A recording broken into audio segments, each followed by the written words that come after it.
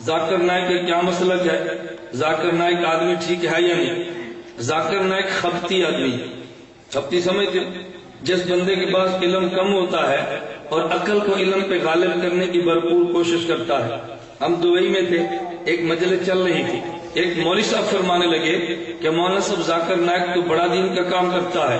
میں نے کہتے فاروق اعظم تو کام نہیں کرتے تھے، کہتے وہ تو اچھی بھی زیادہ کرتے تھے۔ تو میں نے کہا ذاکر نائک نے حضرت فاروق اعظم پر اعتراض کیا ہے، اس دین کا فائدہ ہی کیا جس پہ فاروق اعظم پر اعتراض شروع ہو جائے۔ ذاکر نائک کہتا ہے ہم حضرت فاروق اعظم رضی اللہ عنہ کے فتووں کو چیک کریں گے، دلیل کے مطابق ہو تو مان لیں گے، دلیل کے مطابق نہیں ہوں گے تو ہم چھوڑ دیں گے۔ فاروق اعظم کے فتوے کو چیک کر رہا ہے، امام ابو حنیفہ کی بات ہے تو ذاکر نائک ایک ہی بات کہتا ہے، کہتے ہیں فقہ حنفی کو دوبارہ چیک کیا جا سکتا ہے۔ میں نے کہا یہ بات فقہ مالکی کے بارے میں نہیں کہتا، فقہ شافعی کے بارے میں نہیں کہتا، فقہ حنبلی کے بارے میں نہیں کہتا۔ معلوموں کے دین کی خدمت کے نام پہ وہ بھی حنفیت کی مخالفت کی جنگ لڑ رہا ہے۔ اور تم کچھ دنوں بعد مزید دیکھو ذاکر نائک نظریات لے کر اٹھا تقابل ادیان کا اور مفتی بن کے فتوی اس نے دین کے غلط دینے شروع کر دی ہیں۔ ذاکر نائک کا بڑا عقیدت مند تھا، مجھے ایک بندہ کہنے لگا آخر جی ذاکر نائک میں کمی کیا ہے؟ میں نے کہا اس میں کمی تو کوئی نہیں ہے، اس میں خوبیاں بڑی ہیں۔ مجھے کہتے جی کون سی خوبیاں ہیں؟ میں نے کہا تم مینڈک کھا سکتے ہو؟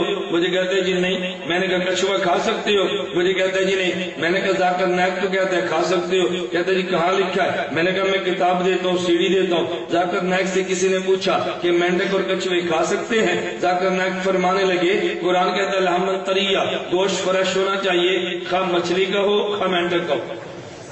قرآن یہ نہیں کہ گوشت کس کا بس فریش ہو، لحمن طریہ، خواہ مچھلی کا ہو خواہ مینڈک کا ہو۔ میں نے کہا مینڈک کھا لے، کہتے کراہت آتی ہے۔ میں نے کہا وہ کہتے ٹھیک ہے تجھے کراہت آتی ہے۔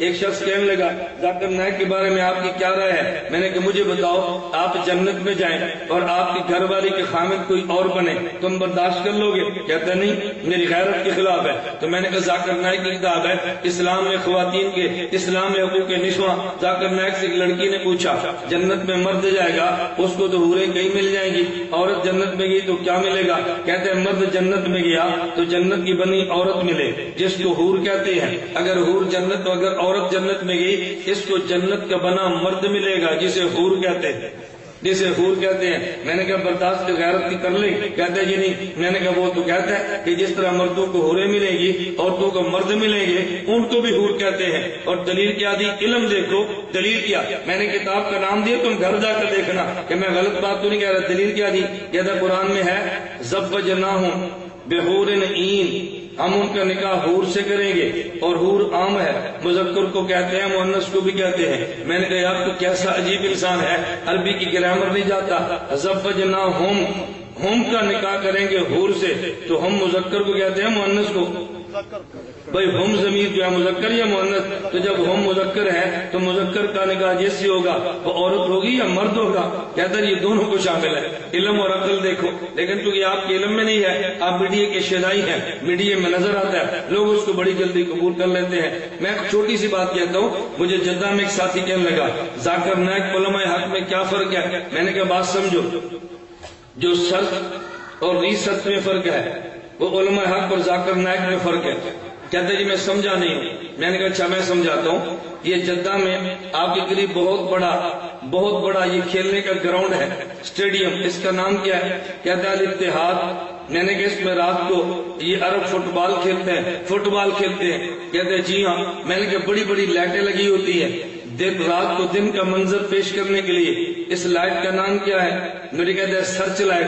میں نے کہا جب دو ٹیمیں کھیلنے لگے اور ایک ٹیم گیند کو لائے اور جب کک مار کے گول کرنے لگے تو کوئی بچہ آئے اور لائٹ کو آف کر دے اور پھر آن کر دے، اسے کیا کہیں گے؟ کہتے ہیں ریسرچ۔ میں نے کہا جلدی لائٹ کو سرچ کہتے ہیں اور اس کو آف کر کے آن کرو، اسے ریسرچ کہتے ہیں۔ تو جب کھیل عروج پر ہو کوئی بچہ اس کو لائٹ کو آف کر کے پھر آن کرے تو ریسرچ کرنے والے کو تم دعائیں دے کہ بہت اچھا کیا، جی پورا کھیل تباہ کیا ہے۔ میں نے کہا علماء کا مسلک یہ ہے کہ جس مسئلے پر 14 1400 سال کے فقہا سرچ کر چکے ہیں، اسے ریسرچ نہ کرو۔ ذاکر نائک کہتے ہیں نہیں، ان مسائل کو ریسرچ کریں گے، 14 سالہ تحقیقات کو مان لیں تو علماء حق بنتے ہیں، اور ان کی دوبارہ تحقیق کریں تو ذاکر نائک۔ میں نے کہا جس سب تو ریسرچ میں فرق ہے وہ ذاکر نائک علماء حق میں فرق ہے۔ میں نے کہا مشکل بات تو نہیں ہے۔ ایک شخص مجھے کہنے لگا آخر ذاکر نائک بھی تو ہے نا کہ بہت بڑا آدمی ہے۔ میں نے کہا اتنا بڑا آدمی ہے کہ ڈاکٹر ہے۔ کہتا جی پھر؟ میں نے کہا ڈاکٹر بھی پی ایچ ڈی نہیں ہے، ڈاکٹر بھی MBBS ہے۔ مجھے کہتا جی پھر؟